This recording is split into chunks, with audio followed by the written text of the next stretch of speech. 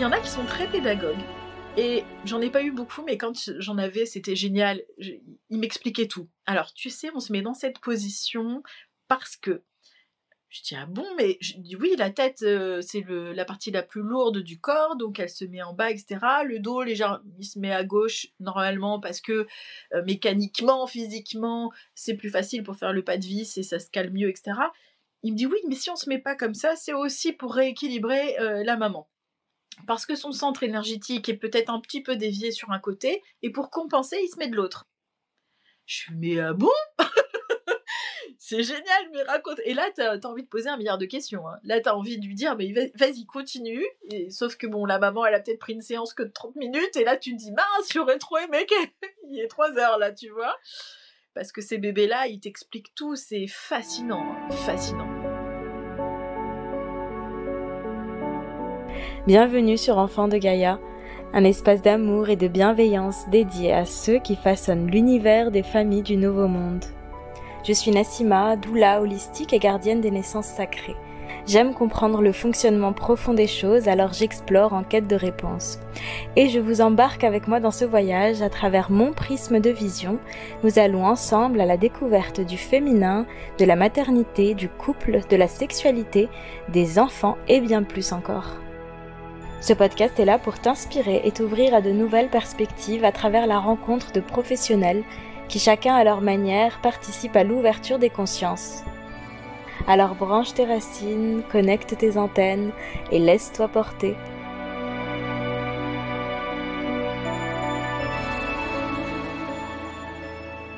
Bonjour Aurélie, merci d'avoir accepté mon invitation. Avec plaisir. Écoute, je suis beaucoup depuis un moment tout ce que tu fais sur Internet, sur YouTube, sur Instagram et j'adore ton énergie, j'aime tout ce que tu partages et tout, et donc ça me fait vraiment, vraiment plaisir de t'accueillir aujourd'hui. C'est partagé, franchement. Alors, je te laisse, pour commencer, te présenter, donc pour les gens qui ne te connaissent pas. Yes, c'est vrai qu'on peut me connaître sur les réseaux sociaux parce que comme tu l'as dit, je suis un peu partout. TikTok, YouTube, Instagram, enfin bref.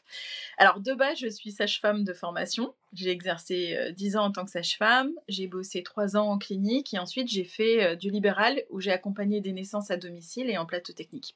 Donc j'ai une super grande palette de pratiques parce que juste pour l'accouchement à domicile, par exemple, il n'y a que 60 sages-femmes qui font ça en France. Donc le fait de pouvoir et d'avoir travaillé à la fois en clinique, en libéral, pour les AAD, accouchement à domicile, et en plateau technique, il n'y a pas beaucoup de sages-femmes qui ont toute cette palette. Donc c'est hyper intéressant et ça m'a permis du coup de développer mon expertise pour l'accouchement physiologique. Après, j'ai écrit 2 livres chez Larousse, parce que je suis auteure aussi, donc Accoucher sans péridurale, est-ce normal si, j'écris mon 3e, je suis trop contente, mais j'en parle pas trop là, parce que je suis en train de l'écrire, donc je vais pas m'avancer trop. Et voilà, après, j'ai développé aussi la capacité de communication avec les bébés in utero, et ça, c'est vraiment un truc génial aussi que je fais. Voilà, en gros, et je suis maman aussi, au cas où, comme ça je rajoute, mais voilà. En bref. Ok, super. Écoute, c'est que des sujets qui m'intéressent vraiment beaucoup parce que voilà, tout ce qui est accouchement physio et communication bébé, waouh, c'est un domaine qui m'appelle énormément. Ouais. Donc, juste pour savoir un peu plus sur comment t'en es arrivée là, qu'est-ce qui t'a amené donc à accompagner les naissances? Donc, j'ai vu que t'as commencé depuis 15 ans, assisté à des accouchements, etc. Voilà, comment ça t'est venu? Oui, mais en fait, ce qui s'est passé, c'est que j'ai fait un stage, j'avais 15 ans, effectivement. C'était particulier, il y avait que 2 places pour ce stage en maternité. Et voilà, la chance, entre guillemets, pour moi de pouvoir y aller. Au départ, j'étais en maternité, donc avec les femmes qui avaient déjà accouché. Et je découvrais 15 ans, j'avais ma petite mèche, ma petite coupe au carré, la petite blouse de stagiaire, j'étais toute gênée et impressionnée. Et les sages-femmes, on a bien sympathisé, tu vois, dans le service, et elles m'ont dit, mais Aurélie, descends en salle d'accouchement. Je fais, ah bon? Ok, donc je suis descendue toute intimidée.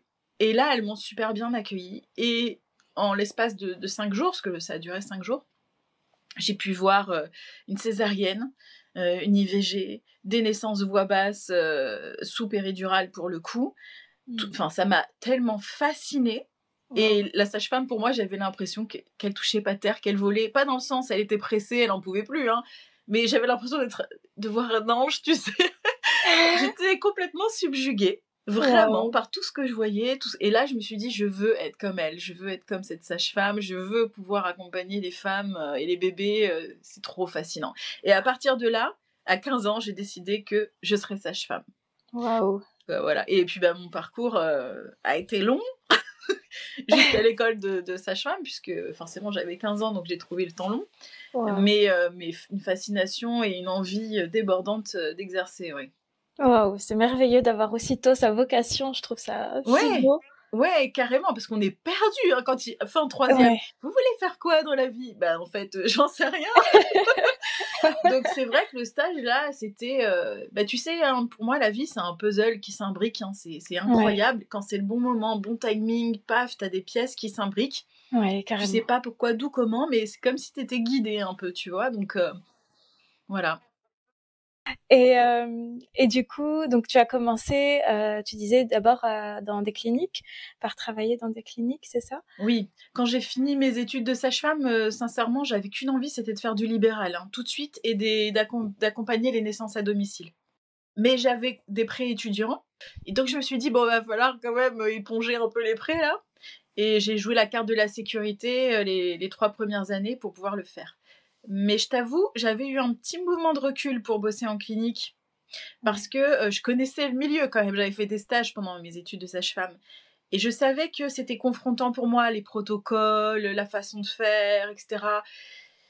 Il y avait des choses qui étaient un petit peu compliquées pour moi et parce que certaines choses, voilà, je trouvais que c'était pas forcément juste ou adapté ou actualisé. Donc c'était confrontant, mais j'ai réussi à travailler dans une clinique notamment où c'était qu'un pôle gynécologie obstétrique. Donc il y avait pas d'autres services, hein, on faisait que ça, c'était l'établissement faisait que de la gynéco-obstétrique. Et pour le coup, je bossais de nuit, donc il y avait personne, j'étais tranquillou. Et les mamans, les couples, je les accueillais. Et en fait, c'était comme si on pouvait faire tout ce qu'on voulait, on avait la clinique pour nous, quoi. Waouh. Et il y avait une baignoire pour les accouchements dans l'eau, il y avait une roue Roma. Tu sais, c'est une roue, en fait, alors, pour l'imaginer, ça ressemble à une espèce de balançoire avec un grand cercle, une chaise un petit peu évasée. Un peu comme des toilettes turques, tu sais, qui sont Mmh. où t'as juste les fesses qui sont posées, mais au milieu c'est vide. Ah Et oui! en fait, elle pouvait se mettre dessus pour accoucher. Enfin bref, c'était une clinique, tu vois, qui avait quand même bien réfléchi à la physiologie malgré tout. Mmh. Et de nuit, j'étais tranquille, il y avait pas d'anesthésiste, pas de gynéco. Vraiment, j'étais Waouh! tranquille et j'ai pu accompagner des naissances magnifiques et beaucoup sans péridurale parce que la nuit, tu vois, le travail est spontané. Mmh. Les couples, ils arrivent, et qu'ils veuillent une péri ou pas de base, quand ils voient l'atmosphère plutôt sereine, pas de stress, moi qui arrive avec le big smile et qui leur dit: «Vous voulez que je vous fasse couler l'eau?» Direct, tu vois, l'idée de la péri s'évanouit très vite, en fait. C'est Mmh. vraiment, incroyable, hein. Waouh! C'est Mmh. merveilleux d'entendre ça parce que comme tu dis, c'est vraiment tout dépend de la personne que tu as en face de toi et l'énergie qu'elle va te véhiculer et comment elle va t'accompagner pendant ton accouchement, quoi. Donc c'est beau et Ouais, il y a l'environnement, sage-femme dépendante aussi et puis la façon dont on se prépare en tant que parent aussi, bien voilà. sûr, Ceux qui veulent à tout prix des péris, j'allais pas dire non, tu vois? bien sûr, bien J'appelais sûr. l'anesthésiste, je fais: «Bon, voilà, la dame, elle veut une péri, OK». Mais voilà, il se trouvait qu'effectivement, celle qui était pas forcément, dans une décision, tu vois, complètement figée de: «Je veux la péri» et qui était un peu indécise, finalement, elle se retrouvait souvent à accoucher sans péri. OK, waouh et toi, du coup, parce que tu as dit que tu étais déjà pas hyper à l'aise d'aller dans des structures et cetera, c'est parce que tu avais déjà toute cette, sensibilité à tout ce qui est physiologique et cetera, dans tes études ou avec j'imagine avec tout ce que tu as travaillé à côté par toi-même? Parce que c'est pas trop enfin, on Alors n'oriente pas trop les études vers ça. non, C'est ça? complètement. Alors, j'ai eu la chance aussi de pouvoir faire mes études en Belgique. Ah Parce d'accord. que, à l'époque, et je dis ça comme si j'avais 80 balais, c'est horrible, c'est il y avait pas l'année de médecine, c'était un concours national, OK? Mmh. Et on était, je sais plus, 300, 400, 500 à vouloir et t'avais 20 places. Enfin, je dis une bêtise, mais proportionnellement, c'était complètement délirant. Donc même si t'es bien classé, si t'es pas dans les 20 premiers, c'est foutu. Et moi, donc, j'avais fait toute une année de prépa à Paris pour préparer ce concours. Je passe le concours, je suis pas dans les 20 premières. Je fais, c'est pas possible, je vais pas refaire une année comme ça. Et j'avais entendu parler de la Belgique, qu'on pouvait faire ses études là-bas, et que eux, ils sélectionnaient pas à l'entrée, mais tous les ans. Et effectivement, on était 160 la première année, on a terminé à 12 la dernière année. Donc ça s'est écrémé de façon assez incroyable. Mais je trouvais ça plus logique, puisque en fait, t'es évalué sur réellement la profession de sage-femme avec les matières référentes, quoi. Ouais, ok. Oui, c'est vrai que j'ai entendu beaucoup de témoignages de personnes qui avaient étudié là-bas. C'est beaucoup plus physiologique déjà et plus ouvert sur beaucoup de choses. De toute façon, la Belgique, c'est déjà un peu comme ça de manière générale. Oui, les naissances à domicile, c'est pas un gros mot en Belgique, tu vois. Ouais. Il y a déjà des maisons de naissance. Mon école était rattachée à une maison de naissance, tu vois, donc j'étais baignée là-dedans. Moi, si je posais un monitoring, donc c'est les capteurs pour avoir, tu vois, les contractions utérines et le rythme cardiaque fœtal, c'est 2 capteurs qu'on pose. Si tu posais ça avant d'avoir dit bonjour, tu perdais des points, tu vois, littéralement. Wow. Donc bonjour au bébé et ensuite on pose le... Tu vois, donc c'est effectivement l'approche globale, l'approche de l'être... Alors, je peux pas comparer avec la France puisque j'ai pas fait mes études en France, mais de ce que j'ai compris, et je pense qu'effectivement, on est peut-être plus technique en France. Les sages-femmes de France pourront peut-être confirmer ou pas, comparé à la Belgique, qui a la réputation quand même, effectivement, d'être tournée vers l'aspect global. Ouais. Ok. Et du coup, alors au cours de toutes les pratiques que tu as pu avoir donc à l'hôpital, etc., enfin en clinique, comment petit à petit t'es arrivé à voilà être à fond dans les accouchements physiologiques? Est-ce que c'est les mamans que t'as accouchées, les formations que tu faisais, voilà les lectures, enfin voilà juste pour connaître un peu ton parcours par rapport à oui, ça c'est super intéressant. Ouais, jusqu'à comment t'en es arrivé, pardon, à écrire ton livre, en fait, juste, tu vois, toute la progression jusqu'à, voilà, ce super livre que t'as écrit. Merci. La première chose que j'ai envie de dire, c'est que quand je suis sortie des études de sage-femme, malgré tout, on est conditionné pour certaines choses. Il y avait des choses très positives, comme je viens de te le dire, par rapport au fait qu'on mettait l'aspect humain plus en avant quand même, mais il y avait quand même aussi des choses qui allaient pas trop. Donc, la première chose que j'ai faite, c'est de désapprendre complètement. Tout ce que j'avais dans la tête, la théorie, je l'ai mise dans un coin et je me suis dit, maintenant, je vais réellement apprendre la physiologie et donc je vais observer.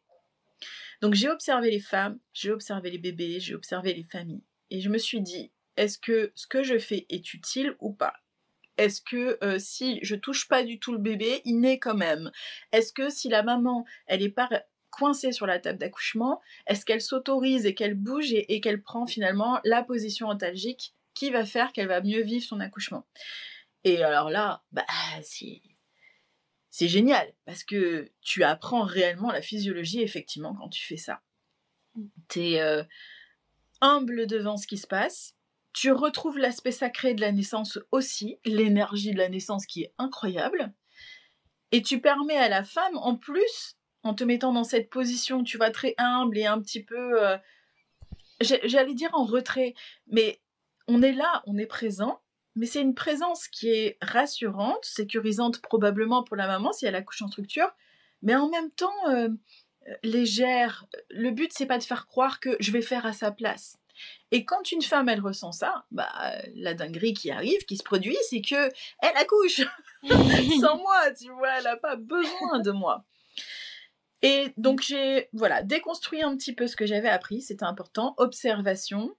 Et puis après, j'ai voulu très rapidement partager mes découvertes sur les réseaux sociaux justement. Et j'ai commencé, tu vois, en 2014 sur YouTube.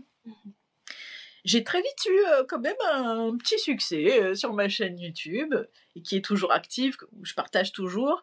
Et en fait, c'est les éditions Larousse et la Maison des Maternelles sur France 5 qui m'ont repérée.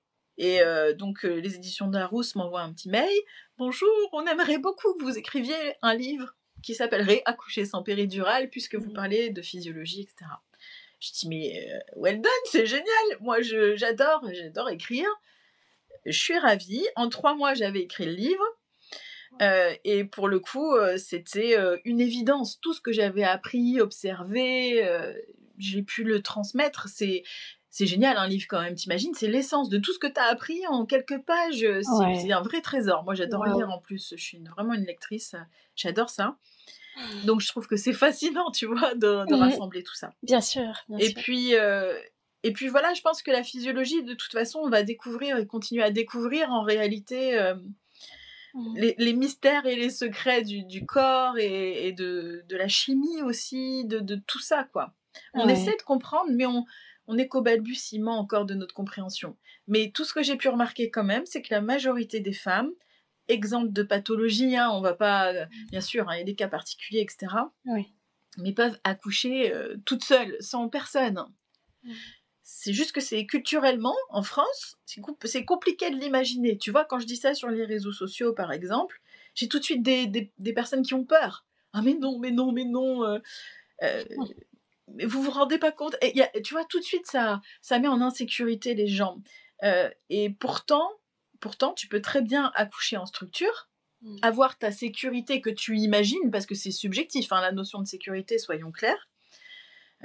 Mais accoucher dans cet environnement-là, tout en sachant que toi, tu peux accoucher. Mais le problème, c'est que la plupart des femmes, elles arrivent et elles pensent qu'elles peuvent pas accoucher, qu'elles seront pas capables, qu'elles vont pas gérer. Et que du coup, elles donnent la main à l'équipe médicale en pensant réellement et franchement plein d'amour pour toutes les femmes. Hein. Moi, on est une équipe, hein, je soutiens toutes les femmes. Hein. Mais ça veut dire aussi que je laisse la main à l'autre. Et donc, faites ce que vous voulez, puisque vous savez, vous êtes les professionnels, moi, je sais pas. Et cette façon de penser, ça crée énormément de frustration et quelque part des dommages aussi, parce que quand tu donnes la clé du bonheur à quelqu'un, t'es pas sûr qu'elle t'apporte le bonheur que toi tu veux. Mais c'est un peu comme en couple, hein, c'est la même chose. Oui. Hein. Si tu attends que ton homme te rende heureuse, ou ta compagne te rende heureuse, tu peux être déçu très vite. Hein. C'est pas Ouais. son job en plus. Enfin, tout comme c'est pas le nôtre de rendre heureux l'autre. On est responsable de son bonheur aussi, tu vois, quelque part. Absolument, oui, bien sûr. Ouais, ça me fait, j'adore entendre tout ça parce que c'est vraiment ce que je prône aussi et ce qui vibre à l'intérieur de moi.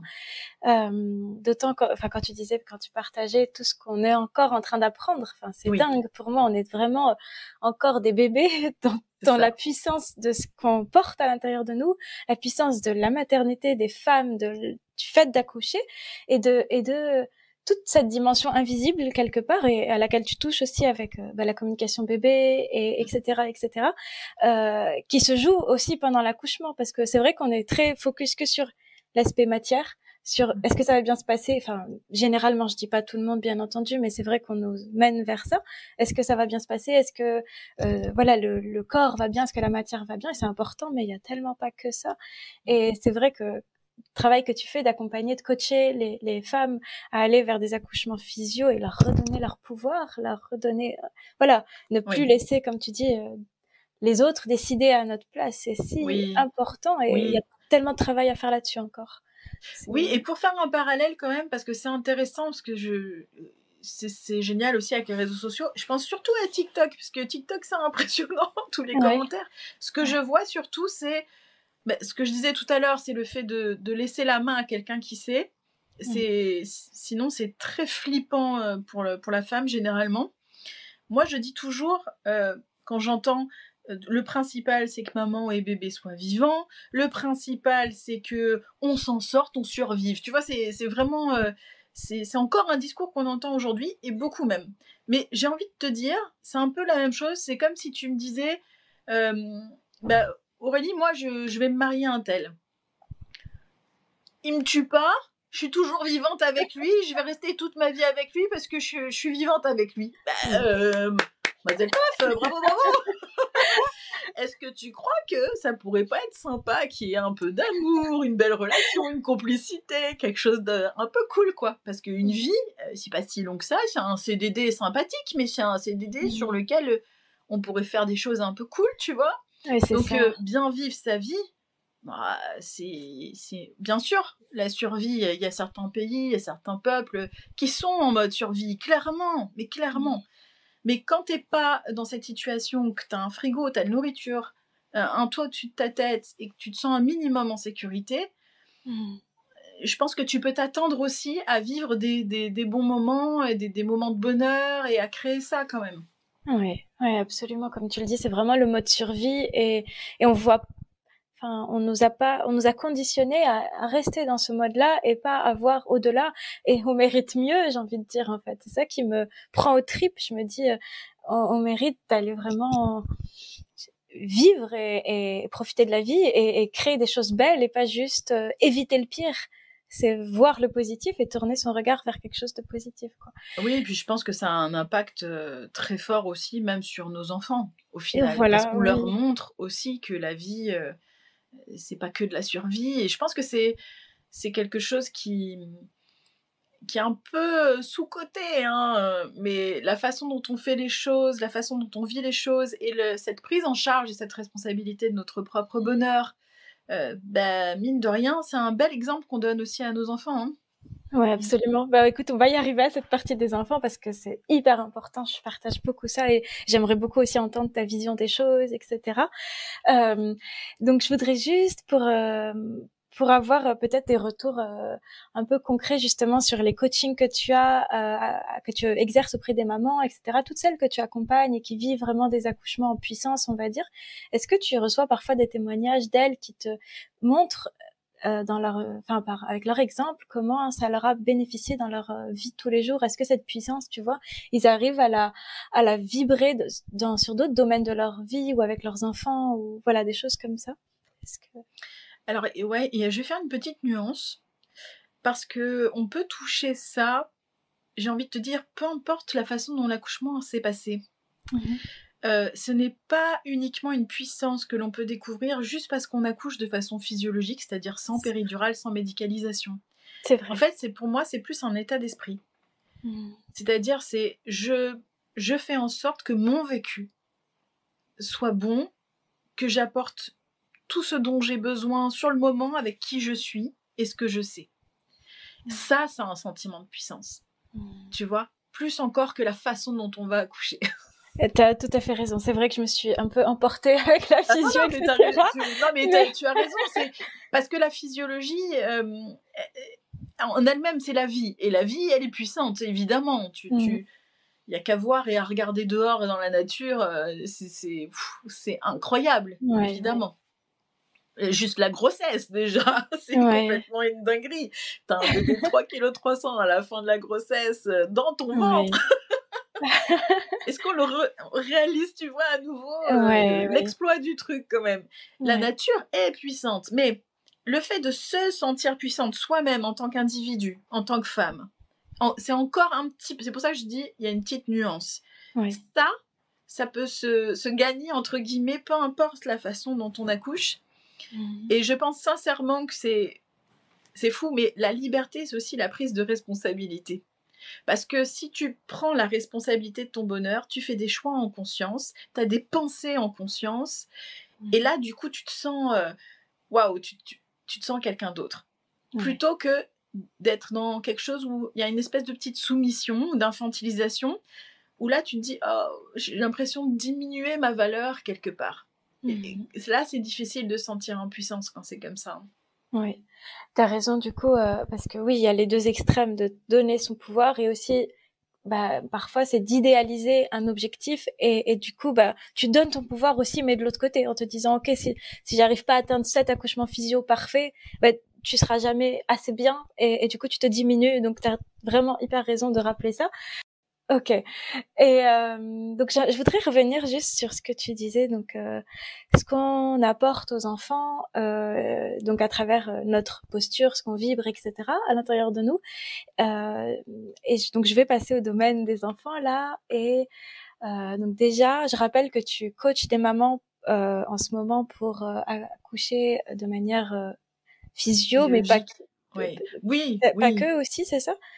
Oui, en gros, si tu veux, les femmes qui viennent vers moi... Alors, je dis coaching, mais j'aime pas trop ce mot, c'est marrant, je suis pas fan de ce mot-là. C'est de l'accompagnement, on va dire. En tous les cas, oui, majoritairement, je fais quand même des séances de communication avec bébé in utero parce que mon agenda se remplit à une vitesse hallucinante, 2 mois d'attente, parce que et forcément, recevoir un message de son bébé quand tu es enceinte, c'est précieux, ça fait du bien, c'est génial. Et après, du coup, comme j'ai un peu moins de temps, je fais plutôt des ateliers pour justement l'accouchement physiologique.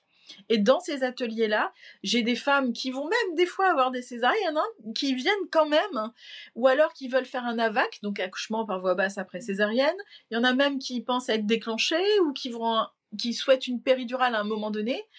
C'est marrant parce que effectivement au départ l'atelier c'était vraiment pour un accouchement sans péri, mais au final je me suis rendu compte que c'était valable pour tout le monde parce que à partir du moment où tu connais la physiologie, bah déjà tu te donnes quand même un maximum de chance. Et comme tu dis, on a toutes les cartes en main pour accompagner un projet et peu importe comment ça va se dérouler, du mieux possible.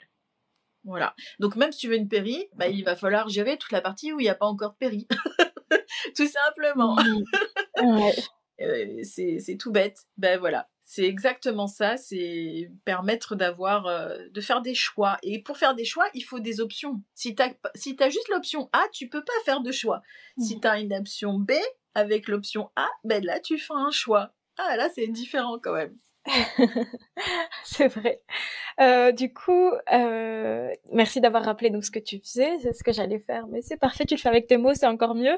Et du coup, là, je veux passer un peu plus à ce que les accompagnements bébés que tu fais, en fait, enfin les communications bébés.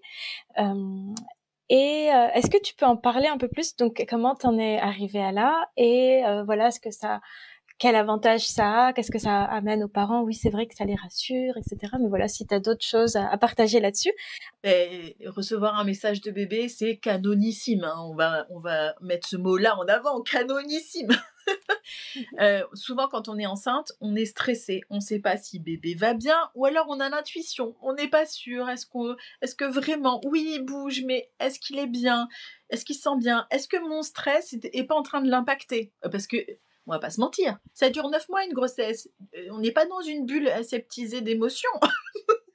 On ressent des émotions, de la colère, de la tristesse, de la joie, il y a tout ça. Et il peut y avoir du stress, notamment en début de grossesse, la surprise de la grossesse, la peur de la fausse couche, c'est un grand classique le premier trimestre, on a toujours peur. Je me rappelle, il y a pas longtemps, il y a quelques jours, j'ai fait une vidéo où j'expliquais, et je pense que je suis pas la seule, mais au premier trimestre, tu vas faire pipi, tu t'essuies, tu vérifies s'il y a pas de sang sur le papier toilette, quoi. T'as toujours cette petite peur quand même. Tu regardes, tu te dis bon, c'est bon. Donc on se pose plein de questions, forcément, et on a envie de savoir, mais comment il va ce bébé finalement. Et le fait d'avoir développé ça chez moi, d'activer, de développer, c'est comme une forme de télépathie. Bon, ça ressemble, c'est de la famille de la télépathie, ok? Ça veut dire que il est tout à fait possible. C'est comme si tu vas te connecter au bébé, au niveau du cerveau, ses pensées, tout, son corps, tu vois tout. Et lui, il te dit comment il se sent, ce qu'il ressent, avec des phrases. C'est pas oui, non, si tu vois, c'est non, des phrases. Il communique réellement et il t'explique. Et là, bah, c'est génial. Et il donne des détails et des précisions sur le quotidien moi, ça m'émerveille. Ça fait quand même depuis 2018 que je fais ça. Et ben, écoute, à chaque séance, je suis émerveillée. Mais j'ai envie de te dire, après, c'est aussi beaucoup mon tempérament parce que quand j'accompagnais les naissances, j'étais émerveillée à chaque naissance aussi.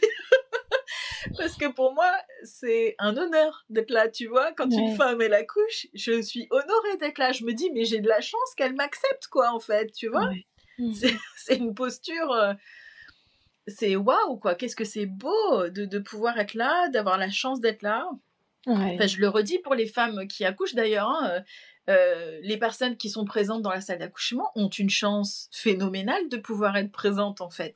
Que vous leur fassiez ce cadeau, parce que l'énergie de la naissance et ce que vous allez vivre, c'est magnifique. Et pareil pour les communications avec bébé in utero, je ressens cette sensation aussi d'émerveillement. Dans le sens où je me dis, mais waouh, mais c'est quand même une dinguerie de pouvoir communiquer avec le bébé, qu'il nous donne des messages. Et moi, de pouvoir être cette interface pour les parents je me sens honorée à nouveau, tu vois, je me sens touchée, je trouve que c'est beau. Et puis les messages des bébés sont magnifiques parce que quand ils te disent avec précision, des fois ils te décrivent toute la journée de leur maman ou de leur papa, tu vois. Alors maman elle a fait ça, ce matin elle a reçu un courrier, elle était pas très contente. Non mais tu imagines les détails, le niveau de détail. Ouais, oui. Tu te dis mais ah oui, effectivement en fait le bébé n'est pas une chose en Oui. développement, c'est déjà un être qui, même s'il n'a pas ses organes qui sont complètement matures, utilise la maman en mode interface et reçoit et capte les informations qu'elle capte de l'extérieur. C'est génialissime, quoi. Cette découverte-là que je fais surtout depuis 2018 est magnifique. Mais je t'avoue que le premier déclic pour moi, ça a été... j'ai commencé une année de formation en autonomie parce que j'avais déjà ce désir-là de communiquer avec les bébés in utero. Donc ça date quand même. Et l'autonomie, c'est super intéressant. Pour ceux qui ne connaissent pas, c'est la science de l'affect par le toucher. En gros, on met les mains sur le ventre, on peut déplacer bébé en le touchant, faire des bercements. Enfin, c'est très sympathique pour les couples. Franchement, je trouve que c'est canon. Mais j'ai été trop frustrée. Je dis, mais oui, ok, il bouge, mais moi, je veux qu'il parle. Je veux qu'il me raconte des choses. Je suis trop frustrée. Donc, j'ai arrêté au bout d'un an et j'ai commencé à faire des expériences dans mon cabinet de sage-femme. Je disais aux parents, bon, alors, posez-lui une question et machin. Et en fait, j'ai fait tellement d'expériences que je me suis rendu compte que les bébés étaient tellement réceptifs que ça m'a donné envie d'aller chercher encore plus d'informations, d'aller glaner tout ce qui était possible de faire avec des capacités extrasensorielles, avec les neurosciences, enfin bref, je suis partie tout azimut pour chercher la solution, quoi. Ouais. Voilà. Ok, c'est vraiment génial parce que j'ai vu un peu tout ce que tu partageais donc autour des exemples de communication bébé que tu avais et tout. C'est vrai que c'est super précis et je trouve ça génial pour les personnes peut-être un peu trop sceptiques d'avoir des personnes qui viennent confirmer et te dire mais oui, enfin parce qu'il y en a beaucoup qui vont te dire non, moi je parle pas à mon bébé tant qu'il a pas ses oreilles. Et je me dis c'est tellement c'est des croyances, mais c'est tellement dommage de s'arrêter à ça, quoi. C'est tellement plus grand l'âme du bébé et sa conscience, etc. Et on peut lui parler bien avant quoi que juste qu'il ait des oreilles. Donc c'est génial d'ouvrir aussi ce champ à plein de personnes. Et c'est comme tu dis, ça rassure. Ça c'est vraiment merveilleux pour les parents qui peuvent avoir se culpabiliser parfois, des choses comme ça. Ça vient ôter pas mal de couches d'émotions non nécessaires et qu'on transmet à l'enfant. Et donc justement, moi c'est toute cette sphère qui me passionne de tout ce qu'on va venir transmettre à son enfant pendant l'accouchement, toutes les émotions, tout ce genre de choses. Et j'avais une question. Donc quand je vois je vais dire le peu d'exemples que tu mets sur ton compte, c'est-à-dire que je sais qu'il y en a plein d'autres que tu publies pas. Mais oui, j'aimerais tellement, mais je me dis, mais si je fais ça tous les jours, parce que je fais plusieurs séances dans la journée, et à chaque fin de séance, j'ai envie de publier un truc en story, tu vois. Et je me dis, bon, allez, je vais peut-être pas le faire tout le temps à chaque fois, mais... oui, j'imagine. Et puis, il faut aussi l'autorisation des parents, etc., etc. Mais oui, donc, je vais poser une question que sur ce que j'ai pu constater, donc sur ce que tu publies. Peut-être que les autres vont venir infirmer ce que je vais dire. Mais tu vois, il parle beaucoup de choses très terre à terre, très le quotidien, des choses comme ça. Et est-ce que déjà, première question, ça t'arrive que il parle des fois vraiment d'émotions, de presque, je vais dire, trauma, peut-être qu'ils peuvent avoir vécu pendant qu'ils sont dans le ventre de la maman ou des choses comme ça. Parce que moi, quand j'entends ça, je me dis, est-ce que il y a pas, des fois, ils sont pas juste, tu vois, on te dit que l'âme, elle arrive, enfin, je sais pas si, je pense que t'es quand même sensible à cette notion d'âme, etc. Elle arrive et il y a une partie d'elle qui commence à s'incarner, une autre qui reste là-haut. Et donc, une conscience qui est très ouverte et très élargie qui est encore là-haut et une autre qui commence un peu, petit à petit, à se refermer. Et dans les témoignages que t'as mis sur ton site, j'avais plus l'impression que c'était des bébés qui étaient beaucoup plus dans la matière et dans dans le quotidien et qu'ils avaient plus cette conscience je porte cette blessure et je porte ça tu vois, est-ce que vu que c'est des éponges et ils absorbent tellement des parents est-ce que tu... Alors t'as dit plein de choses, je vais essayer de de reprendre. Alors À l'époque, je pensais aussi que c'était des éponges. Juste, je rebondis sur ce mot-là, et ce ne sont pas du tout des éponges. Vraiment pas du tout. Alors, il y a plusieurs cas de figure. Déjà, chaque enfant vit les choses différemment, autant que les adultes, on vit tous différemment les choses, ou même des enfants de n'importe quel âge. En fait, nous, à n'importe quel âge, on vit les choses de façon unique, propre, personnelle. Il peut arriver que, effectivement, la maman soit stressée ou qu'elle vive quelque chose de très difficile et que le bébé le ressente, évidemment, mais soit il se dit « Oh, maman, elle est en train de vivre un truc un peu costaud, je vais me mettre de côté, je vais la laisser tranquille gérer, tout va bien se passer, je sais, j'ai confiance en elle. » Donc, le traumatisme, il n'y est pas du côté du bébé à ce moment-là, tu vois.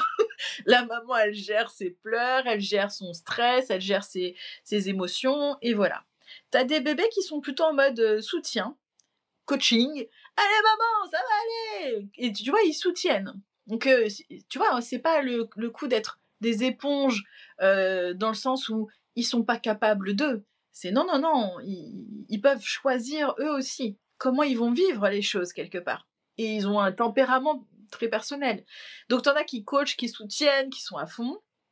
T'en as effectivement qui vont se mettre en retrait juste parce qu'ils sentent que ah mince, je sais pas trop là, je vais me mettre de côté. Je vais plus trop bouger, je vais me mettre de côté. Et effectivement, t'en as d'autres qui ont envie aussi d'expérimenter les émotions humaines. C'est pas que de subir une émotion. Par exemple, toi, imagine, t'as déjà vécu une petite rupture amoureuse. Bon, quand t'as vécu ta rupture amoureuse, t'as envie de quoi? T'as envie de te mettre par terre en étoile avec la musique la plus triste du monde. Parce que t'as envie de vivre l'émotion, quelque part aussi, tu vois? T'as envie de faire ce deuil, de le vivre réellement. On a besoin. Donc, tu vis ton truc à fond. T'es à fond. Et puis, quand tu l'as vécu, tu te sens mieux.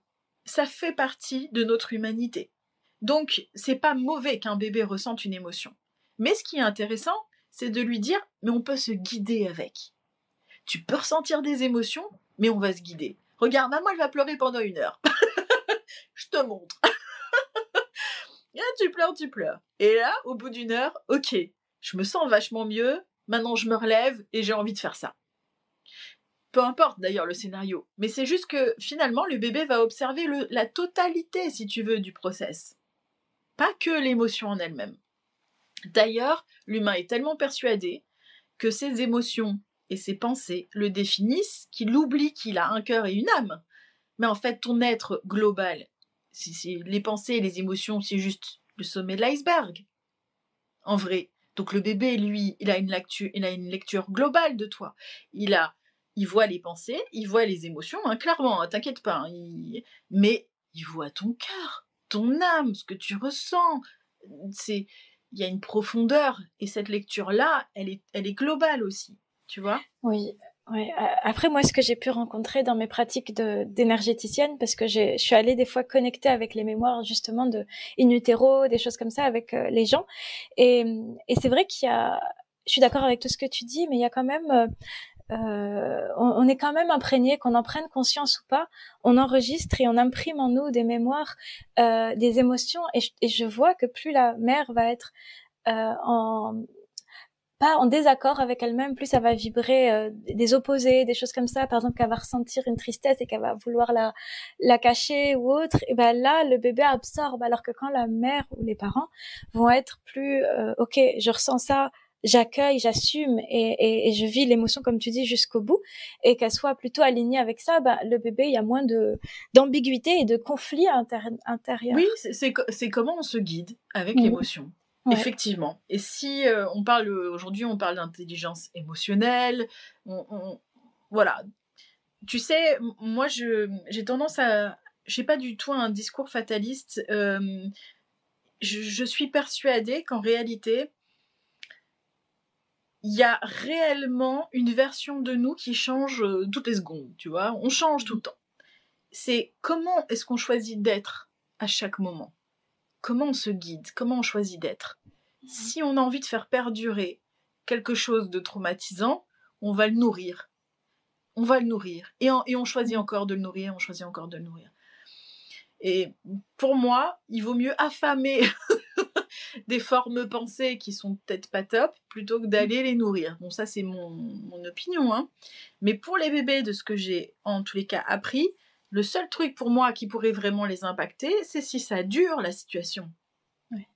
Tu vois, si la maman est tout le temps malheureuse et déprimée, et qu'elle s'en sort pas, qu'elle n'arrive pas à se guider là-dedans, bah du coup le bébé a sa référence de la vie. Et ce qu'il voit à travers ça, c'est la vie, c'est déprimant, c'est déprimant, c'est déprimant, c'est déprimant. C'est le deuil, c'est le conflit, c'est le machin, c'est le bidule. On sort pas de ce truc-là. Là, c'est plus embêtant. Si ta version actuelle de toi arrive pas à se guider, alors qu'effectivement, les enfants et les bébés in utero déjà perçoivent la vie aussi à travers toi, on est un petit peu plus, oui, c'est un peu plus délicat. Donc ok, merci. Je suis d'accord en tout cas avec beaucoup de choses que tu partages. En tout cas, dans ma vision des choses, je suis beaucoup dans ce qui m'a appelé en tout cas à être doula et à accompagner les mères, etc. C'est toute cette dimension encore une fois invisible et tout ce qu'on va transmettre à l'enfant, parce que je sais pas si c'est ta croyance, mais pour moi, toutes les épreuves qu'on va vivre dans notre vie, toutes les conditionnements de qui on va être, et c'est déterminé selon moi et selon le courant de pensée qui résonne avec moi, va être déterminé au moment de la naissance, enfin autour de la naissance, en préconception, pendant la grossesse et après. Et après, on va juste venir vivre des répliques de choses qu'on a vécues, qu'on a absorbées à ce moment-là. Et donc, ce qui m'amène donc à être à cheminer là-dedans, c'est vraiment éviter, accompagner les mamans pour qu'elles soient dans leur puissance, comme tu dis, pour qu'elles soient conscientes des émotions qui les traversent, etc., et qu'elles puissent transmettre le moins possible aux enfants, parce que si on continue à refaire les mêmes choses, on va créer le monde tel qu'il est et on va le faire perdurer. Les mêmes croyances qu'on a dans le monde, les mêmes actions, les mêmes tout ça. Et c'est vraiment quelque chose moi qui me tient à cœur. Et donc voilà, je voudrais avoir un peu ta vision des choses par rapport à ça. Et tu vois, je continue après. Je sais que ça fait beaucoup, mais après tu prendras ce qui restera, peu importe de tout ce que j'ai partagé. Mais c'est aussi, tu vois, c'est accompagner ce féminin, tu vois, le féminin, les femmes, à reprendre sa place quelque part, à retrouver son pouvoir, sa force, et voilà, sur toutes les échelles de couleurs, tous les degrés, etc. Donc j'aimerais bien avoir ta vision là-dessus. Oui, et c'est large là tout ça, effectivement. Le féminin sacré, les transmissions. En fait, c'est juste ta vision de la maternité, comment on pourrait accompagner les femmes dans la maternité pour servir quelque chose de différent, peut-être. Voilà, si je peux résumer. Alors, je vais essayer effectivement de transmettre un petit peu, moi, comment ça a évolué aussi dans ma configuration, dans mes croyances, ok ? Ouais. Quand j'étais sage-femme, j'ai fait mon mémoire sur le décodage biologique. Alors, je ne sais pas si tu connais, mais en gros, c'était le rapport entre le vécu du stress de la maman qui avait un impact direct sur le bébé. Ok ? Wow. J'ai été assez fascinée, j'ai découvert des trucs aussi incroyables. Typiquement, je te donne juste un exemple rapidement, et puis pour tous ceux qui nous écoutent, il y a une maman qui était... donc, elle était enceinte fin de grossesse, et elle était étudiante encore, donc elle passait des examens. Et puis, elle se sentait débordée, déjà par cette grossesse, ce premier bébé, pendant les études, à l'approche de l'examen, donc le stress était énorme, et tous les jours, elle voyait, tu vois, le moncellement de livres sur son bureau en disant « Je vais jamais réussir à avaler tout ça, ça va pas être possible, je vais pas arriver à avaler tout ça, c'est pas possible. » Résultat des courses, très rapidement, dans la grossesse, le bébé a développé un bec de lièvre, donc c'est ce qu'on appelait un bec de lièvre à l'époque. Le terme n'est pas très joli, mais c'est une fente labio-palatine. C'est-à-dire qu'il y a une scissure, effectivement, au niveau de la lèvre et du palais.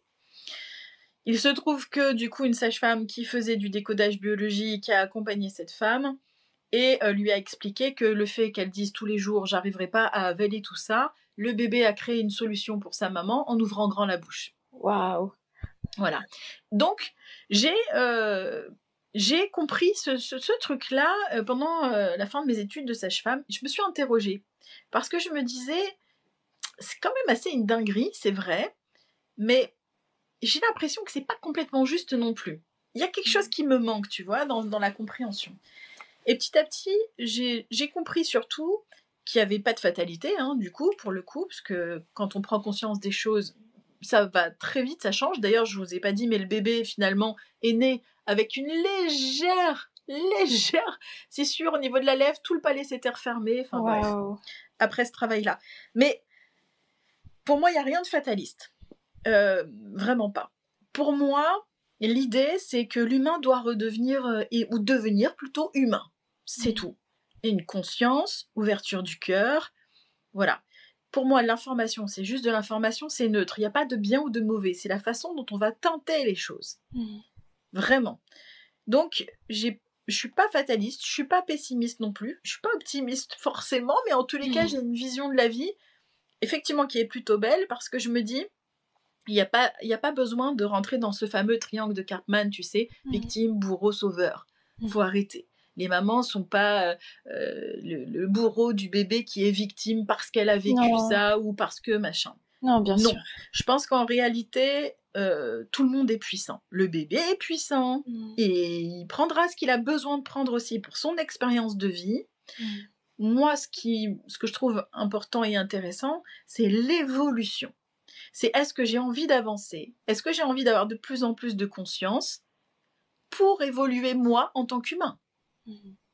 C'est tout. Mais de relaisser aussi le pouvoir aux bébés qui sont en fait, effectivement, comme tu disais, des âmes qui s'incarnent, qui sont même peut-être plus vieilles que toi, qui ont compris peut-être même plus de choses, et qui ne sont pas juste des pantins qui vont subir. Et encore maintenant, et tu sais, j'aime bien faire le parallèle, parce que là, on parle des bébés, mais imagine une personne de 80 ans avec sa petite canne, et tu lui dis, mais pourquoi t'as pas fait ça dans ta vie si t'avais envie? C'est bête. Oui, mais mes parents, ils étaient pas gentils. Mais chérie, t'es à 80 piges. Pourquoi pourquoi c'est encore de la faute de tes parents, là? Enfin, à un moment donné, c'est aussi de se dire, je me responsabilise, bordel, tu vois. Ah non, mais bien sûr, ça, je suis tout à fait d'accord avec toi. La responsabilité, on est venu là pour apprendre à être responsable. Du coup, est-ce que tu penses quand même qu'il y a du travail à faire là-dedans au niveau de l'accompagnement des mères, tu vois, un peu rechanger le paradigme des naissances, etc. et venir tout remettre en question, tout remettre de la conscience sur chaque chose et changer nos façons de faire, parce que est-ce que tu sens, tu vois que le monde en a besoin, ou est-ce que tu sens qu'il y a vraiment des choses à prendre en main, ou voilà, à prendre. Oui, évidemment, je te rejoins complètement. Il y a du boulot, évidemment. Il y a du boulot dans notre culture, la façon dont on accueille nos bébés et la façon dont on traite nos anciens. Il y a du boulot sur comment est-ce qu'on respecte et la dignité de l'autre de façon générale, enfants à tous les âges, et les femmes enceintes. C'est vraiment important, je pense, à nouveau, et tu vois, finalement, ça rejoint ce que je disais, c'est qu'il faut qu'on apprenne à devenir humain, vraiment. Les valeurs humaines devraient être au cœur. Je pense qu'une femme n'a pas besoin d'apprendre à accoucher, mais elle a besoin d'apprendre à accoucher en structure, parce que si elle choisit la structure, c'est un peu antinomique de quelque chose de naturel. Et puis d'ailleurs, j'ai jamais trop compris pourquoi on avait mis les femmes dans des hôpitaux. S'il y a bien un endroit où il y a le plus de germes et de bactéries, de virus, c'est quand même là, bordel. Mais d'où on met une femme en bonne santé qui attend un bébé dans un endroit où ça pullule? Tu vois, il y a quelque chose de pas très logique. Je suis d'accord. Je pense qu'il faut remettre de la conscience et du sens. C'est-à-dire que il faut s'interroger. Les femmes enceintes, les couples devraient juste s'interroger pour dire, est-ce que ça a du sens pour moi? Parce que on va pas leur dire ce qu'il faut faire ou pas faire, ils choisiront eux-mêmes. Mais pour choisir, il faut quand même se poser des questions. Est-ce que ça a du sens pour moi? Est-ce que c'est juste par peur que je choisis ça, ou est-ce que ça me correspond, je vibre ça, c'est ça, cette direction que j'ai envie de prendre? Ça change déjà vachement le game. Parce que même si tu vas accoucher en structure, si toi, tu te dis, j'y vais pas par peur, j'y vais parce que je pense que ça sécurise mon humain, il est en PLS, je pense que si je le mets dans une structure hospitalière, il va se sentir un peu moins en PLS. Donc je vais y aller, mais par contre, j'oublie pas que c'est moi qui accouche. Donc, je pense que autant sage-femme, doula, experte dans ce milieu de la maternité, pour moi, l'idée, c'est juste effectivement de redire, oui, vous n'avez pas besoin d'apprendre à accoucher, mais effectivement, pour malheureusement s'adapter à une culture, à une société, à des croyances et à des trucs qui datent, on se demande comment c'est possible encore que ça existe, certains protocoles qui sont en place, bah, il va falloir quand même s'adapter. Mais tu sais quoi, c'est valable pour tout dans notre quotidien, dans la société dans laquelle on vit. Que ça soit sur la gestion de l'argent, notre vie quand on met nos enfants à l'école, faut se poser aussi des petites questions sur comment est-ce qu'on va faire pour... Tiens, c'est quoi cette histoire de compétition dans les écoles ? Moi, mon but, c'est pas de retirer mon enfant de l'école, peut-être. Enfin, tu vois, moi, je me dis ça. C'est peut-être simplement de lui dire, écoute, aie conscience que l'école fonctionne sur la base de la compétitivité. Mais ce n'est pas en soi une fin qui est forcément salvatrice. Il y a peut-être des choses que toi, tu peux retirer plutôt de ton épanouissement personnel en soutenant une action et peut-être même en collaborant, en soutenant d'autres personnes, etc. Donc, tu vois, c'est la façon dont je me guide, je me dirige dans ma vie. Et voilà. Après, il y a beaucoup de personnes, vraiment, il y en a beaucoup qui sont coincées effectivement dans des croyances. Mais vraiment, plus ça va, plus je me dis, c'est vrai qu'il y en a vraiment beaucoup quand même.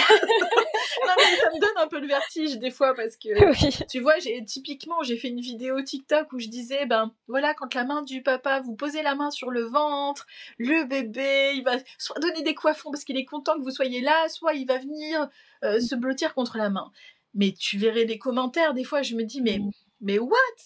Il y en a qui disent, mais n'importe quoi, le bébé, il peut pas faire ça, il n'est pas fini. Et là, je me dis, mais ok, bon, tu vois, oui, il y a du boulot. Oui, on n'a pas toute la vérité non plus. C'est-à-dire que même nous, qui pensons savoir des choses, parce qu'on pense tous savoir des choses dans un domaine, hein. Ceux qui nous écoutent, ils ont peut-être des compétences sur d'autres domaines, etc. Voilà. Bah, il faut toujours rester humble face à notre savoir, parce qu'on sait qu'on ne sait pas, comme on dit. Hein. Donc, de rester humble, mais quand même, on est obligé d'avancer un petit peu quand même. Oui. Donc, on avance avec des choses qui font sens aux gens et qui les épanouissent. Si ça fait pas sens et que ça t'épanouit pas, c'est probablement pas la bonne solution. Wow, il y a tellement à dire sur tout ce que tu as dit, ça m'a lancé dans plein de sujets dans tous les sens. Arborescence de pensée, tu sais. Oui.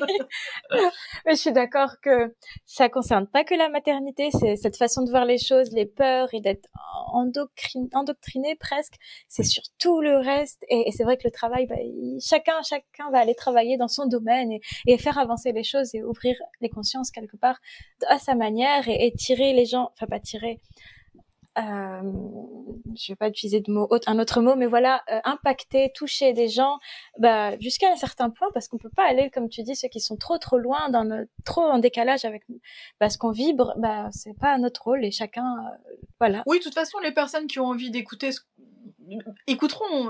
Oui, tu vois, enfin, il n'y a pas besoin de forcer en fait, c'est ça qui est génial. Ouais. C'est que tu partages ta vérité dans ton système. Qui va résonner effectivement ou pas avec d'autres personnes. Et c'est tant mieux, parce que et c'est ça qui est génial et qui fait que la richesse de l'humanité aussi, hein, c'est qu'on partage notre réalité, ça va vibrer avec certains. Il y en a pour qui ça va faire un gap incroyable dans leur vie, ils vont se dire « Waouh, mais c'est ce que je ressentais au fond de moi en fait ». Mais enfin, ça y est, j'ai réussi à poser les mots parce que j'ai entendu ces mots-là, par exemple, de ta bouche. Ah, ça fait du bien, ça y est, je me sens presque libérée parce que j'ai entendu ça et quelque part au fond de moi, je le sentais tellement. Et c'est très bien et tant mieux. Et je pense que c'est pour ça, autant ce que tu fais toi et toutes les personnes qui œuvrent à juste transmettre et à partager qui ils sont, sans forcer, on n'a pas besoin de convaincre qui que ce soit. Tu vois, c'est ça qui est beau aussi, hein. Oui, c'est vrai, absolument, c'est vrai. C'est juste en étant et en vibrant ce qu'on est qu'on va les attirer. Oui, Du coup, bah alors sur la continuité de tout ce qu'on a évoqué, c'est vrai que ça m'intéresse beaucoup. Encore une fois, ce domaine de, je pense comme on vient de dire, il y a tout à questionner, tous les domaines de notre vie, tout. Et on va s'intéresser donc à ce qui nous importe, c'est la maternité, les enfants, etc., etc. Et c'est, je pense qu'il y a aussi toute la parentalité qui est à revoir parce que voilà, on se défait nous aussi de schémas de pensée, on évolue, etc. Et il faut questionner sans cesse toutes nos actions.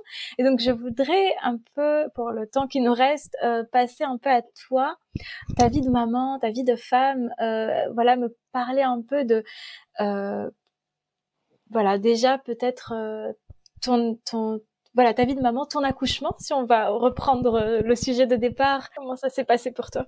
euh, je suis passée par une épreuve quand même par rapport à ma maternité, parce que bah, donc j'ai exercé en tant que sage-femme et j'ai voulu être maman. Voilà, c'était à un moment donné, j'ai voulu être maman. Sauf que je n'y suis pas arrivée.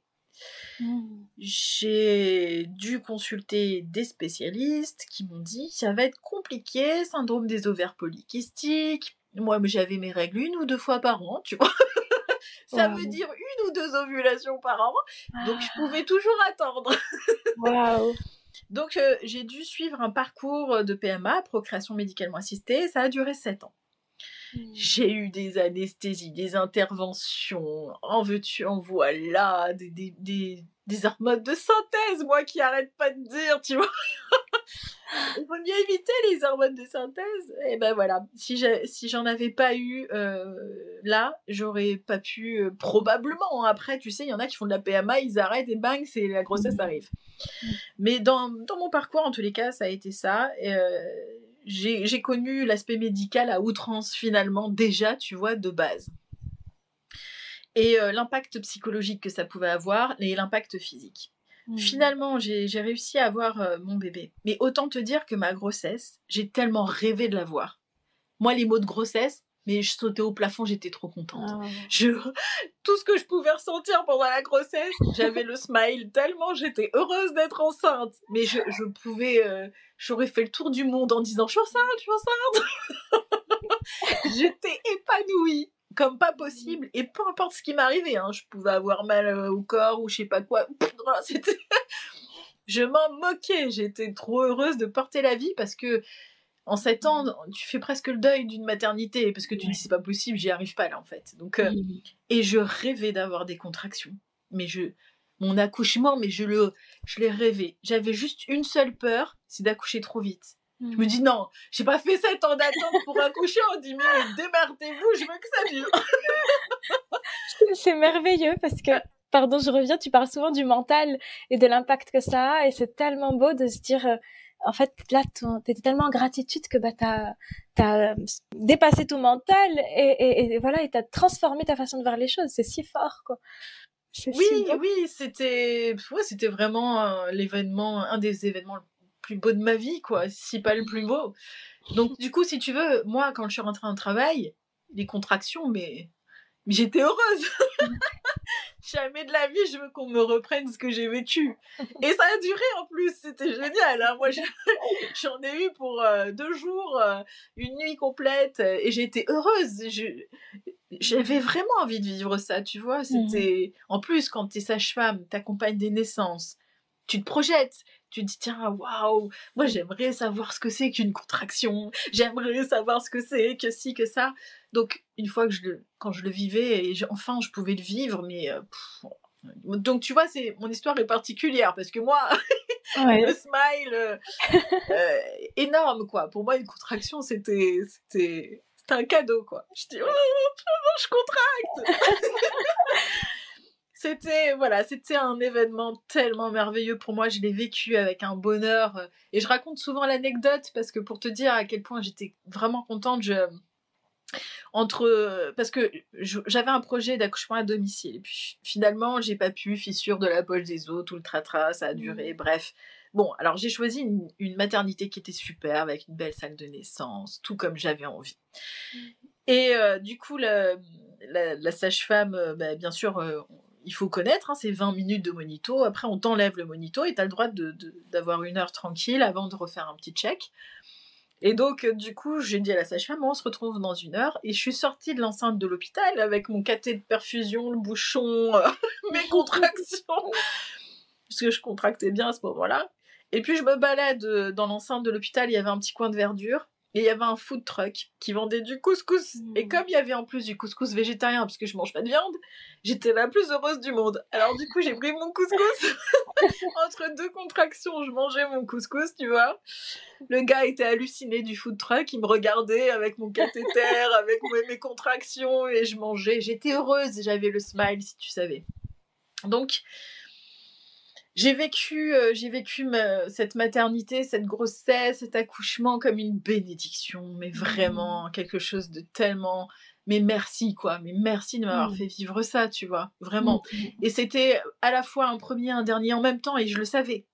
Parce que 7 ans de PMA, j'ai eu à 36 ans, je pouvais pas faire rebelote, tu vois. C'était pas possible. Donc je savais, c'était à nouveau première fois et dernière fois. Et tu sais, c'est très étrange quand tu vis ce truc en te disant c'est la première et la dernière fois. Tu le vis intensément, tu veux pas louper une seule miette en fait. Ouais. Et donc même l'allaitement, j'ai rêvé de l'allaitement, j'ai allaité pendant 4 ans. Hein. Je me suis dit l'allaitement, je veux allaiter. Je trouve ça trop génial. Je veux profiter, je veux sentir ce que ça fait. J'avais envie de sentir ce que ça faisait qu'un bébé qui tète au sein. C'est étrange, hein. J'avais envie de sentir dans mon corps, c'était quoi tout ça, tu vois. Mais c'est normal. Donc voilà, j'ai tout vécu très intensément, à fond. J'ai kiffé. Je trouve ça si beau, vraiment, ce que tu partages. Et je reviens là-dessus, mais je trouve ça vraiment normal de vouloir vivre l'expérience humaine à fond, et ça fait partie de, tu vois, donc toutes ces contractions, tout ça, je te comprends de vouloir les vivre à fond. Et l'autre chose qui résonne, enfin, qui reste en moi après ton discours, c'est, en fait, c'est cette gratitude, quoi. C'est que t'étais vraiment dans un état de gratitude, et ça fait tellement passer beaucoup de choses, et tu l'as tellement entendu, et je trouve ça si beau. Si seulement on pouvait être tout le temps dans cet état-là, et ça changerait tellement la chimie de notre corps, et tout ce qui nous fait peur, bah, en fait, tu dirais merci, quoi. Même si ça fait mal, même si c'est long, même si, voilà, même si ça... Ouais, c'était que du plus, en fait, tout ce que je vivais. Donc, je l'ai vu que en plus, tu vois. Waouh! Quelle chance. Puis tu sais, en plus, quand tu as ce parcours-là, parce que j'ai même dû faire des demandes d'adoption et tout, tellement j'étais persuadée que je pourrais pas porter la vie. Mais surtout, tu as aussi des contacts avec d'autres femmes qui n'arrivent pas à avoir d'enfants. Tu réalises quand même qu'il y a quand même beaucoup de personnes qui n'arrivent pas à avoir d'enfants naturellement, et même avec la PMA. Tu te dis, mais on oublie vraiment la magie de pouvoir être enceinte, quoi. Ouais.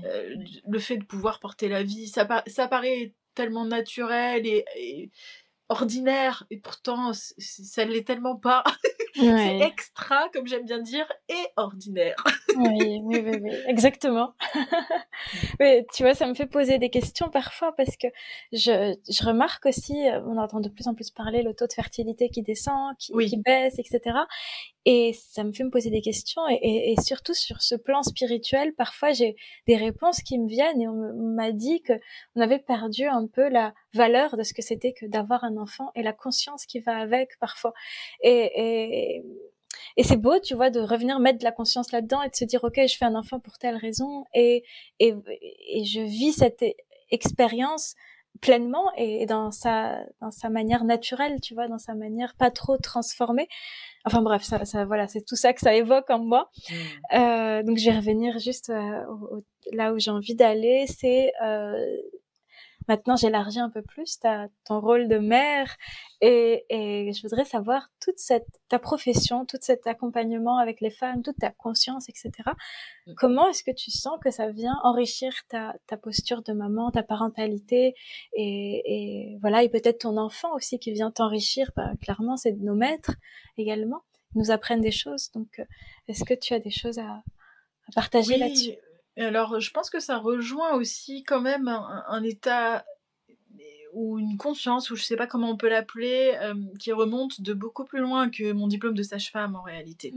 Bon, il faut savoir qu'à 9 ans, j'ai rencontré un maître spirituel indien qui m'a appris la méditation sur le cœur, qui m'a déjà expliqué que l'énergie, la transmission, des choses qui pour moi étaient évidentes, mais qui m'ont fait tellement du bien, surtout de voir un adulte le faire. Parce que quand j'étais enfant, je me suis dit, j'ai pas forcément envie d'être adulte quand je vois comment ils sont. Ils ont pas l'air heureux, ils ont l'air plutôt aigris, les adultes. Ils ont l'air tout le temps stressés avec des problèmes. Ça me donnait pas trop envie, tu vois. Donc je pense que le fait d'avoir vu au moins un adulte sur cette planète rayonner avec une ouverture de cœur, je me suis dit, waouh, c'est bon, je peux grandir maintenant. Wow. Donc je pense que j'ai une vision de la vie, tout simplement, qui fait que je m'interroge sur est-ce que je suis connectée avec mon cœur ou avec ma tête ? Est-ce que je suis connectée avec mes peurs ou avec mon cœur ? Et finalement, tu vois, c'est aussi grâce à ça que ma profession de sage-femme, j'ai pu désapprendre et apprendre à nouveau, parce que je sais pas que je remets tout en question, mais je me dis, l'humain ne sait pas encore trop, il a besoin encore d'apprendre, donc c'est pas parce qu'on m'a donné une information que je dois en faire une croyance et elle doit rester figée. Donc j'ai toujours essayé je me suis toujours dit, évolue Aurélie, évolue. Laisse la place à quelque chose d'encore nouveau qui va peut-être t'enlever encore une ancienne croyance et comme ça on est tout le temps dans une perspective d'évolution. Et pour mon enfant, je fais au mieux avec qui je suis et à chaque fois avec mon état de conscience du moment. Et je suis persuadée que dans 10 ans, je me dirais, si j'avais su. C'est logique, mais j'ai beaucoup d'amour aussi envers moi maintenant. Parce que j'ai 45 ans, je sais que je peux m'aimer. À l'époque, c'était plus difficile, je peux m'aimer. Et mon fils, du coup, j'aimerais qu'il puisse toucher à ce truc de tu peux t'aimer. J'aimerais qu'il puisse sentir qu'il est respecté dans sa dignité, qu'il a le droit d'évoluer, que c'est un être à part entière, et qu'il n'est pas moins ou plus que moi, on est des âmes qui évoluent dans une expérience humaine.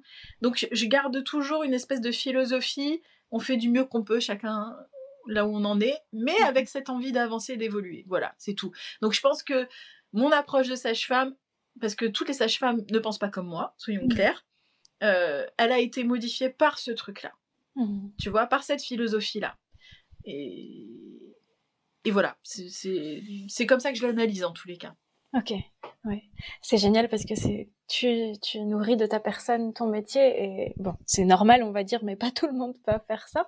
Et est-ce que aussi les communications bébés, ça t'a au fur et à mesure appris à voir les choses différemment par rapport à... Mais oui, ouais, j'imagine. Mais que c'est mais à nouveau aussi cadeaunissime. J'ai été bluffée souvent et intriguée, curieuse. J'avais tellement envie de leur poser 1 milliard de questions quand j'ai commencé à le faire. Et tous les bébés ne sont pas pédagogues, il faut le savoir. Hein. Il y en a, sont comme un adulte pourrait l'être, pas forcément bavard ou très laconique. Il y en a d'autres qui ont un verbal très, tu vois, très fort et du coup... Mais il y en a qui sont très pédagogues. Et j'en ai pas eu beaucoup, mais quand j'en avais, c'était génial. Ils m'expliquaient tout. Alors, tu sais, on se met dans cette position parce que je dis, ah bon, mais je dis oui, la tête, c'est la partie la plus lourde du corps, donc elle se met en bas, etc. Le dos, il se met à gauche, normalement, parce que mécaniquement, physiquement, c'est plus facile pour faire le pas de vis et ça se calme mieux, etc. Il me dit, oui, mais si on se met pas comme ça, c'est aussi pour rééquilibrer la maman. Parce que son centre énergétique est peut-être un petit peu dévié sur un côté, et pour compenser, il se met de l'autre. Je suis, mais ah bon? C'est génial, mais raconte. Et là, t'as envie de poser 1 milliard de questions. Hein. Là, t'as envie de lui dire, mais vas-y, continue. Sauf que bon, la maman, elle a peut-être pris une séance que de 30 minutes, et là, tu te dis, mince, j'aurais trop aimé qu'il y ait 3 heures, là, tu vois. Parce que ces bébés-là, ils t'expliquent tout, c'est fascinant. Hein, fascinant. Mes bouquins de sage-femme sont devenus obsolètes en l'espace de quelques secondes, tu vois, tellement c'était fou de comprendre, pas que d'une façon théorique, un peu primaire même, hein, j'ai envie de te dire, hein, les choses, mais plutôt avec tout ce que ça englobe, c'est juste merveilleux, quoi. Ah ouais, tellement. Non, je réinsiste là-dessus, mais pour moi, toute cette sphère invisible, mais c'est là où il y a le plus de connaissances. Je vais pas dire qu'il y a tout, mais quand on arrive à bien se brancher là où il faut, mais tout est déjà là. Enfin, pour moi, en tout cas, c'est ma vision des choses, et j'y ai connecté, c'est que les informations, elles sont là. Et Oui. comme tu dis, c'est très primaire, c'est même arriéré parfois. C'est hyper important. Je dis pas le contraire, mais rester juste fermé sur des choses très tangibles qu'on a mesurées, qu'on a explorées, etc. Mais on perd tellement de choses à vivre, à explorer, Oui, voilà. et puis tu sais, ce qui est écrit dans les bouquins, c'est comme dans nos livres d'histoire, c'est comme... Oui. Il y a des choses qui sont erronées, c'est tout, faut le Mhm. savoir, c'est tout, C'est point vrai, barre. c'est vrai. À l'hôpital, ils font pas tout bien non plus, les médecins Oui. ne savent pas tout non plus. À l'époque, on croyait que la Terre était plate, et tout le monde était persuadé. Il faut toujours se dire, c'est possible que ce soit pas vrai. Exactement, mais carrément, Et c'est donc, vrai. si c'est possible que ça soit pas vrai, Mhm. c'est qu'il y a aussi d'autres choses qui sont possibles. Parce que tu sais, il y en a toujours qui sont là, mais t'as des preuves scientifiques. Mais chérie, on peut pas évoluer si on attend des preuves scientifiques. Mais voilà. Il faut d'abord avoir l'ouverture d'esprit et la création pour aller expérimenter, explorer. Christophe Mhm. Colomb, il avait pas de carte pour, tu vois, débarquer. Il y est allé, quoi. Bien sûr. Et il découvre. Et ben, il faut faire ça aussi. Il faut éduquer son esprit, il faut l'utiliser. Hein. C'est Ouais. pas lui qui doit te driver, c'est toi qui dois l'utiliser, Ouais. ton mental, pour pouvoir ouvrir des portes et pas les fermer, au contraire. Je trouve ça tellement beau en plus ce que tu racontes sur le bébé qui t'explique la mécanique du corps. C'est Ah trop trop ouais, beau. oui, c'est canon. C'est pour J'ai... ça que j'ai écrit un livre, là, pour le coup, Communication avec bébé, parce que j'avais envie de transmettre la façon dont les femmes peuvent, et pas que les femmes, hein, parce que, soyons Oui. clairs, hein, papa, coparents, ils sont tout à fait capables de le faire, les frères, les sœurs, enfin bref, tout le monde est capable de faire ça. Mhm. Donc de communiquer avec ce bébé-là et aussi de donner des exemples de ce qui a été dit, parce que c'est Oui. d'une richesse. Depuis 2018, ça fait quelques années, j'ai trop de choses à dire là. Ouais, j'imagine. C'est vrai que j'ai eu aussi des infos un peu comme ça par mon corps qui m'a parlé, qui m'a expliqué des mécanismes de la naissance, des choses qui se passent, les émotions, où est-ce qu'elles sont coincées, quelles peurs apparaissent, etc. Bref, super intéressant.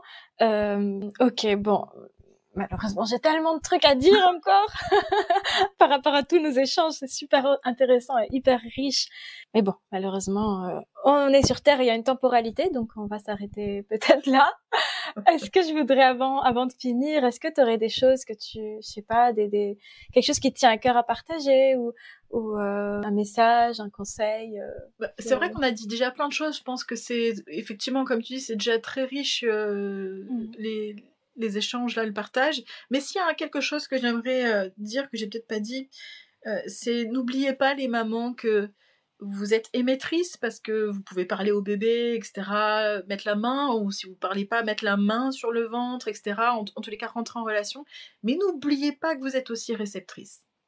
N'oubliez pas que votre bébé, lui, il a plein de messages pour vous, plein, et que en réalité, juste le fait de prendre conscience qu'on peut recevoir, et ça débloque plein de choses. Donc n'oubliez pas, vous êtes émettrice et réceptrice. T'as raison, c'est un travail d'équipe, la maman et le bébé, et donc c'est génial de pouvoir faire des séances de communication pour savoir comment il peut nous aider le bébé ou comment nous on peut l'aider, etc. Donc voilà, si on veut te retrouver donc pour faire une séance d'accompagnement avec toi ou de communication bébé, on va sur ton Oui, Econat. Econat, voilà, Écho sur comme échographie, YouTube. et Nat comme natalité, mais Econat, quoi. ECHON. Donc sur Instagram, YouTube et oui, TikTok. TikTok, oui, on est pas mal sur TikTok, mais Instagram, j'aime bien y aller. YouTube, je fais des vidéos plus longues, donc c'est cool pour les... J'en ai fait une la dernière fois pour les papas coparents, tous les tips pour la salle d'accouchement. Donc voilà, il y a différents formats qui sont sympas. Ok, je mettrai de toute façon les liens en barre d'infos. Voilà, écoute, je te remercie énormément, ça m'a fait vraiment super plaisir d'échanger avec toi, c'est super intéressant. Mais vraiment partagé, je suis trop contente d'avoir passé le moment avec toi, puis avec tout le monde pour le coup. Merci d'avoir partagé ce moment avec nous. Et si cet épisode t'a parlé, tu peux le partager autour de toi, laisser un commentaire ou laisser 5 étoiles pour soutenir Enfants de Gaïa. Je t'invite aussi à me retrouver sur Instagram sous le nom d'Étincelle Divine au pluriel. Tu trouveras tout ça en description. À très bientôt pour la suite des épisodes.